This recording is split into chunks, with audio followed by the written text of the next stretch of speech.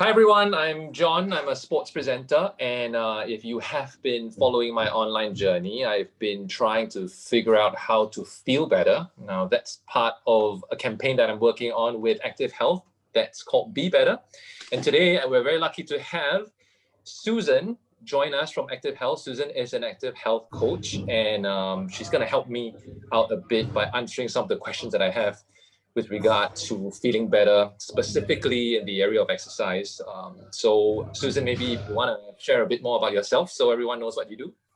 Yep. Hi, John. Nice to see you finally. Yep. So my name is Susan, and I'm actually helping the public and everyone to work towards their own personal and fitness goal. And here I am. I will be here to assist you if I can. I'll try my best to do so. So any inquiries that you have, I'll try my best to help you. Thank you so much for taking your time. That's the first thing I should be saying. First stop anyway, right? So just to give you a bit of a context on the background and why I'm actually approaching you to ask you some of these questions is because late last year I started to go on this running craze, right? So, and I decided as part of the New Year, New Me thing that everyone has, I decided to kind of set myself a bit of a running goal this year, because I had a chat with one of my friends last year, and he said I targeted to run 2020 km because it's the year 2020, so I thought this year I should do that. And but of course not everyone is the same. For my friend, he only runs, he doesn't do any other exercise. So after I set myself this goal of mission 2021 km right this year, I realized that actually I also do strength and conditioning work and HIIT and other stuff. So maybe I bit off a bit too much that I can chew. And so I decided maybe I should actually seek some help and advice on how much rest I need and the kind of quality or more balanced kind of fitness regime that I should be doing. And I think that's where you come in, because I have some questions that I have off the top of my mind. Yes, it's great to hear that you are extremely fit and active despite the COVID situation right now, because a lot of us have stopped our usual routine because of the restrictions and all. So I think the most important question to ask you right now would be, how do you feel at this moment? So you mentioned that you've been exercising a lot, doing different sorts of training. So other than running, you also do HIIT and strength training. So at the end of the day, after doing all these exercises, how do you feel? Do you feel tired, fatigued, or do you feel energized after all this? I would say it's actually both. I don't think I have been very disciplined or so-called so fully aware as to at which times I actually feel more energized and at which times I actually feel more tired.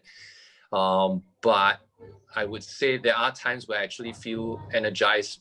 Usually, maybe if I exercise in the morning, I tend to feel that way early in the morning. Mm-hmm. But then there are also other times where actually after a session, or after maybe not one session, it could have been a case of me over exercising. I do feel a bit tired in that sense where it takes me a couple of days before I actually feel back to normal kind of state physically, at least from physical standpoint. So I hear that you actually read your own body language, meaning that you feel tired after the session and you plan to increase more rest days in between, right, so that you recuperate from that. So I think your concern here is to see whether you've been overtraining, right? Yeah. Because I know that there are a lot of people who are very active and they exercise almost every single day. And in that case, right, some of them may feel like a prolonged fatigue or tiredness, whereby, despite taking 1 or 2 days of rest, they still feel very tired, and it affects their mood, their stress level as well, because they just can't seem to bring up their mood to do things.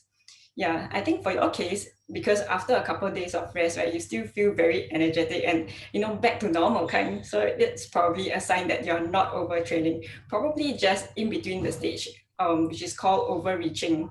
So at that point of time, just a couple of days of rest, or if not, by incorporating cross training, which is what you've been doing, doing different forms of exercise on different days can help to prevent overtraining and reduce the risk of injuries.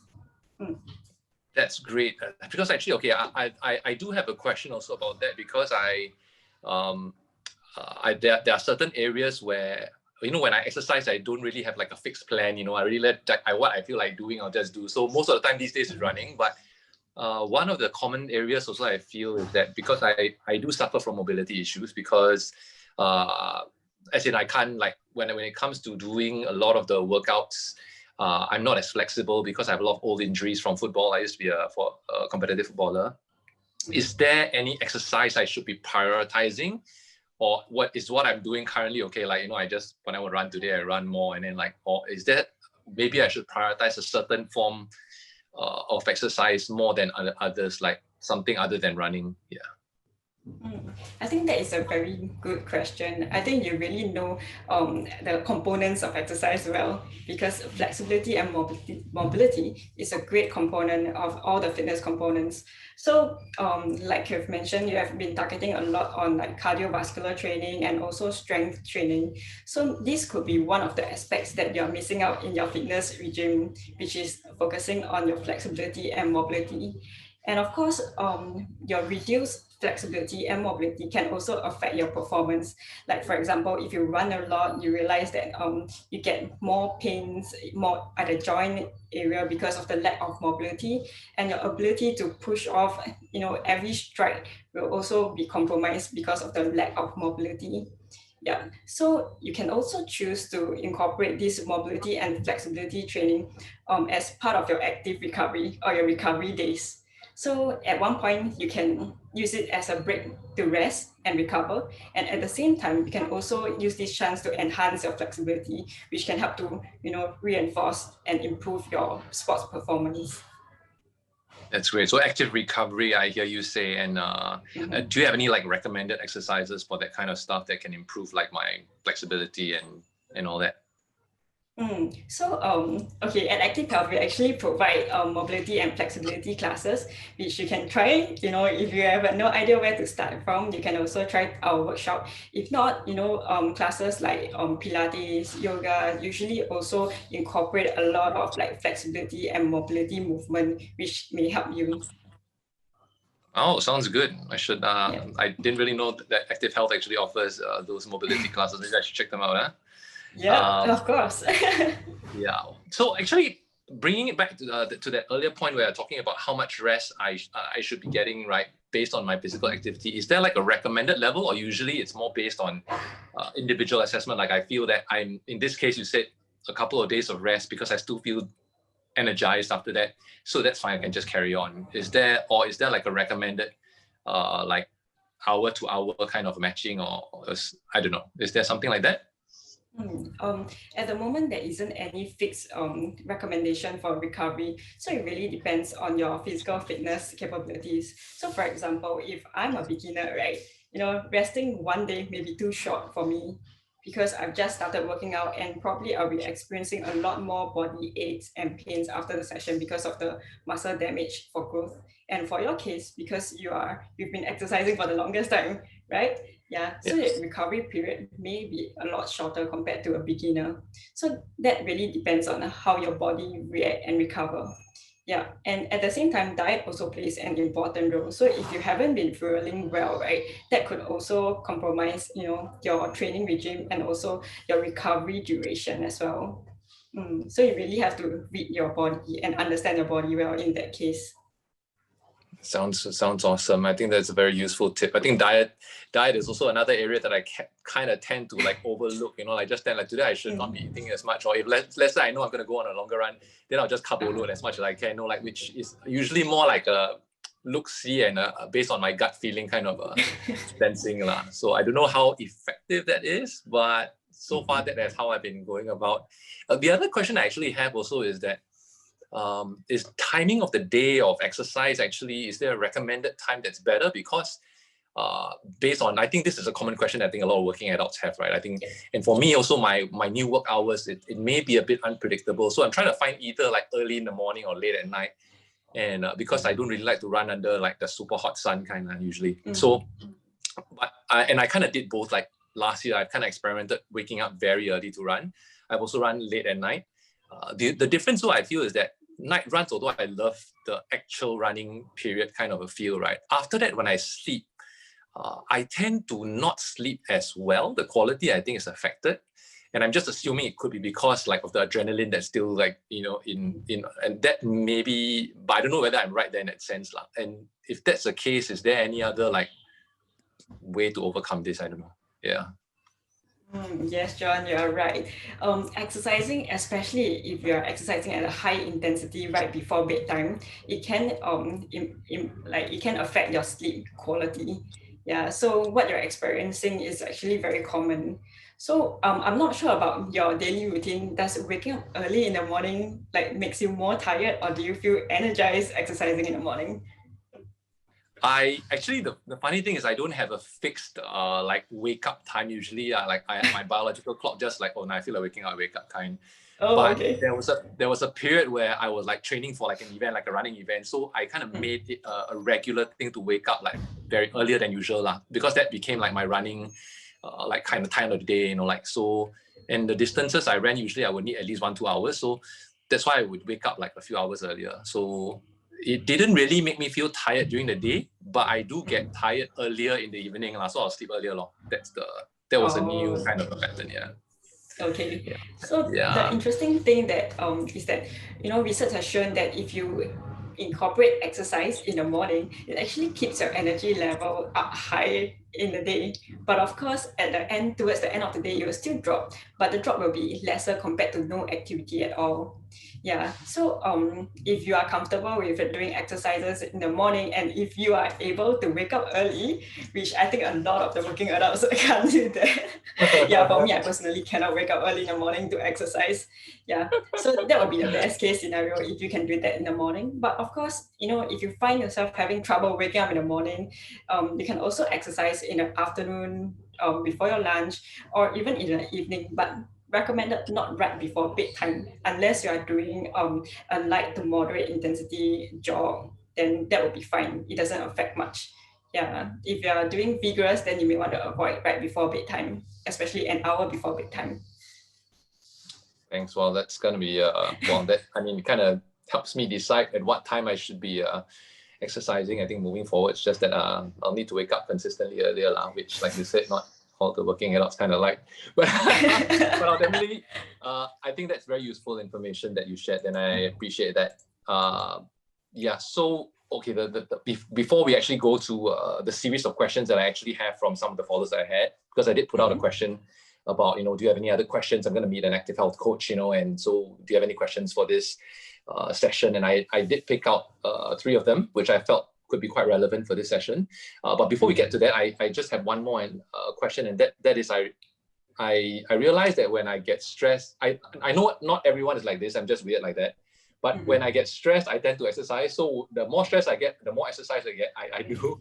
Is there a point where that becomes unhealthy, where, because I'm trying to feel less stressed, so I exercise, right? But if I exercise too much, then it kind of like defeats the purpose, and I end up harming myself as a result. And is there some other way or more healthier way of coping with this than just exercise?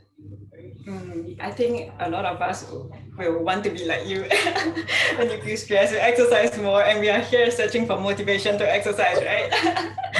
Okay. I think that's a great way to cope with the stress. We usually advocate people to try out exercising as one of the many ways to do stress relief, and can see that exercising is one of your go-to way to relieve your stress.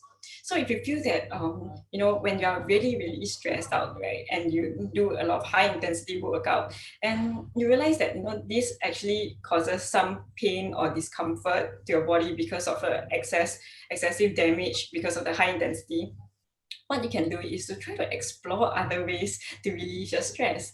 For example, you can try meditation.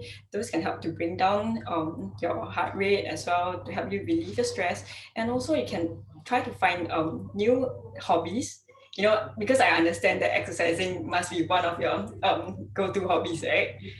Yeah. So you can explore other ways to help to relieve your stress. But I must say, physical activity is a great way for stress relief.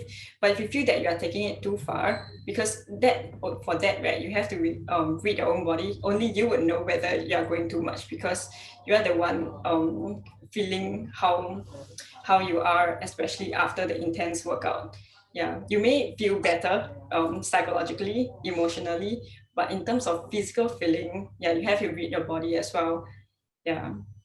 All right. And actually what you answered right there, the last part, I think about when your body, if your body is aching or you're feeling, then that might be a bit too much, right? Because actually that ties in neatly to actually one of the questions that this is Rego WQ, who's Regina, as someone I know from gym, who actually asked, is it actually bad to continue training when the body is aching? Because I think if I understand correctly, where she's coming from is that there are different schools of thought, and some people say that actually technically not all pain is bad. I don't know how true is that. Is that a myth or is that true? When it comes to exercising, of course, right? Because like being totally pain-free or without any aches, that technically means your muscles are not really being worked at all also. Okay. Yeah, I think What are your that's thoughts on something that? very common. Okay, so exercising may or may not result in body ache. So it doesn't mean that you do not experience any body ache. Means that you're not working hard enough. Yeah, because when you exercise, when you exert, your muscle will suffer micro damages or damage. And in order to grow, right, it will repair, and then therefore it grows. So when the intensity or when the volume is too high, then it may cause like more damage to the muscles, which results in body ache. Yeah. So back to the question of whether or not to continue exercising with the body ache is that if you're experiencing very bad body ache, it will be best to reduce the intensity or the volume of the workout, because it is most likely because that you are not progressing at a slow pace. You are progressing too much and too fast for your body to handle. Yeah, and that's a sign. It's like, for example, if you have a fall, you experience pain, right? It's to tell you that, okay, you need to be careful, you need to do something about the wound. So same thing, similarly, if your body is experiencing a like very bad body ache, try to work on, if you want to continue exercising, try to work on other body parts, or if not, do at a lighter and lower intensity and volume. Yeah, that will allow your body to grow and repair properly, and that will not result in further pain and ache. Yeah. Wow, thanks. That's going to be a very helpful answer. And Regina, if you are watching this, do check out the answer that Susan has for you. I think you'll appreciate it very much. I've got a couple more questions coming actually, and the first one's from Gary. I think this is just to set a bit of a context and balance to the texture of today's conversation, because we're just talking about over exercising all the time, right? And most of it's from people who actually work out or train quite often. But I think the question that Gary actually has here is probably for the other end of the spectrum, where you're just sitting in the office, and you're just doing a bit too much work at the desk. The question he has is like, neck and shoulder muscles always tense up and cause migraines. Are there any ways to prevent this? I think, yeah, that is something that I get very often, this question, because especially if you're desk bound, you're working at your desk the whole time, you probably realize that you're always in the slouch position, staring at a screen with your neck protruding a little bit, and prolonged period, because you are staying in that position for very long, then you'll experience some of the neck and shoulder pain. And sometimes this tension from the neck and your shoulder will cause this tension headache, which causes the headache that your friend here is experiencing. So that's a good thing to look at. So normally we experience that kind of tension and pain because these muscles are weakened. We are always in a lengthened position, and in order to relieve that tension, right, the immediate way could be doing like a stretch, or if not, you can get a heat pack to put on the muscle to help the muscle relax and relieve the tension. But this is only a temporary relief. In order to make it more prolonged and long-term relief, right, what you can do is to do some strengthening exercises. So this is not just for neck and shoulder. This applies to all the other body parts. So if you are sitting down the entire day, your hips are always bent, and it's common to experience like lower back pain as well. So by stretching and strengthening these body parts, right, it can help to allow these muscles to be more resistant to fatigue, and therefore experiencing less body ache and pain during in this position. Yeah. And also another way is to break up the movement. So you know that you're experiencing the pain because you're always in that position. So what you can do is to try to break up the movement, stand up once every 15 or 30 minutes, change your positioning, and that can also help to relax the muscles. Well, that's very useful for, I think, not just Gary who asked the question, but I think for a lot of working adults, particularly now, especially when we need to work from home, and so many Zoom calls, you're just sitting there throughout the day, and I think that's going to be very useful information, even for myself, who I'm not always desk bound, but I think that's going to be some very useful tips. Thank you for that. No problem. One last question I kind of chose, it's actually from someone from a younger age category. Technically, I don't know why she calls herself old, but she says, I'm feeling the tiredness and I'm only 24, or am I thinking too much? And she actually did ask another follow-up question on top of this, and is it true that as people get older, they get tired a bit more easily?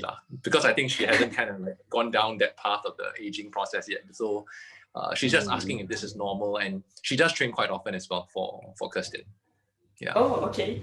Yeah, I think 24 is a bit too young to complain that we're all right. Oh my God. But yeah, I think at her age, probably not yet, but yeah, as you age, especially when you hit middle age, your metabolism gets a little bit lower because our activity level tends to decrease as we age as well. From when we were younger, we are playing around, running around a lot, right? And now that we are at this age, we are probably spending more time sitting down and hardly moving, maybe other than going to the toilet or grabbing a snack. Yeah. And because of that, that can actually cause some an increase in tiredness and also fatigue. And when it comes to tiredness and fatigue, it also depends on whether it is a psychological or whether it's a physical issue. So I'm not too sure whether Kirsten is experiencing a psychological or a physical tiredness or fatigue, and it is important for her to pinpoint which one it is that is affecting her more. So if it's a physical tiredness, because you mentioned that she trains a lot, right? She works out a lot, for sports performance, then maybe she can use the same tip that I recommended for you by taking breaks or doing more active recovery in order to reduce the tiredness. Yeah, and she can also try other ways, such as exploring other hobbies, relaxation methods to help to reduce the tiredness as well. Yeah. So I think most importantly is to try different things and see whether it works for her or not. Thanks. I think that was very helpful. And I don't know why so many young people these days all say that they are getting old, and they never think that technically they're telling someone who's older that they are getting older. Yes. Yeah, kind of weird. But first off, I want to thank Susan again. Thank you, Susan, for taking the time out today to speak with me and to answer some of the questions that I had. They have been very helpful. Definitely will be looking to check out some of the things that you mentioned, including the active health, I think workshops, right? I think you mentioned, or is it classes that pertain specifically to mobility and flexibility kind of exercises, because that is an area that I struggle with. And I think in terms of choosing what form of exercise I should be doing, in terms of balancing whether I should be doing more running or whether I should be doing HIIT or which one to prioritize, I think I will probably need to look at in improving my mobility first. Because even in terms of, I also did speak to my own strength and conditioning coach in that sense. When it comes to, I can't carry beyond a certain amount of weight if my form is wrong, because otherwise I'll get injured. So this is something I want to try to rectify in terms of exercises. That's very helpful. And I think the other useful information that I learned today was also the timing of day, when to exercise, because now also when I'm kind of looking at my new work hours, whether to do it early in the morning or late at night, that has been very useful. You telling me, about affecting sleep quality and all that. So that part I also learned as well, and I think it's very useful. And of course, lastly, I think it's great to hear that I haven't really crossed that mark about exercising yet, because I'm not exactly hurting when it comes to how I feel.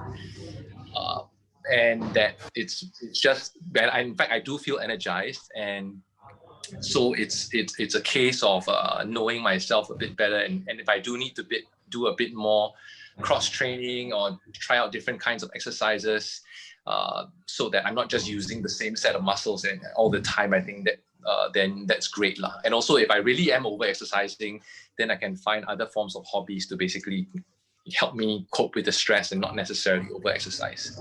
I think those are all very useful tips. And I want to thank you again for your time. I appreciate it. And on behalf of everyone who's watching, not just myself, thank you.